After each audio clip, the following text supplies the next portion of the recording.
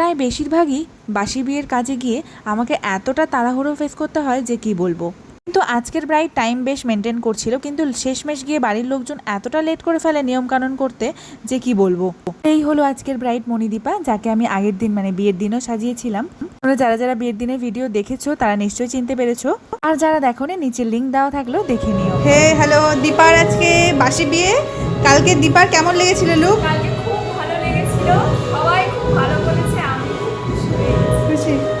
আর makeup স্টেটে কেমন makeup করেছে? স্টে খুব ভালো ছিল, রাত 3টে অবধি আমি জেগেছিলাম, ততক্ষণ মেকআপ একই রকম ছিল। আমার তুলতে একটু কষ্টই হচ্ছিল, এত সুন্দর মেকআপ। যাক, ভালো লাগে। বিয়ের দিনের এত সুন্দর একটা রিভিউ পেলাম, কিন্তু বাসি বিয়ের দিন আমি নিজের মন শান্তি করে সাজাতে পারলাম না। এতটা তাড়াহুড়ো দিচ্ছিল যে কি বলবো। মিনিমাম 15 থেকে 20 মিনিটের মধ্যে আজকে আমি ওর কাজ কমপ্লিট করেছি।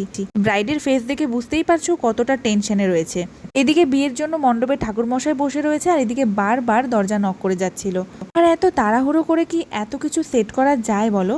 যাই হোক, 15 থেকে 20 মিনিটের মধ্যে ঝটপট করে ওকে কমপ্লিট করেছি, যাকে বলে একটা ঝড় বয়ে যাওয়া। আর এত তাড়াহুড়োর মধ্যে মাঝখানে তো কোনো ভিডিও ক্লিপ নিতে পারিনি, তাও আমার অ্যাসিস্ট পূজা কিছু কিছু ভিডিও ক্লিপ নিয়েছে। আর তোমরা যারা আমার আপকামিং ব্রাইড আছো, প্লিজ রিকোয়েস্ট তোমরা একটু টাইমগুলো মেনটেন করো, বিশেষ করে বাসি বিয়ের দিনগুলো ভীষণ অসুবিধা হয়।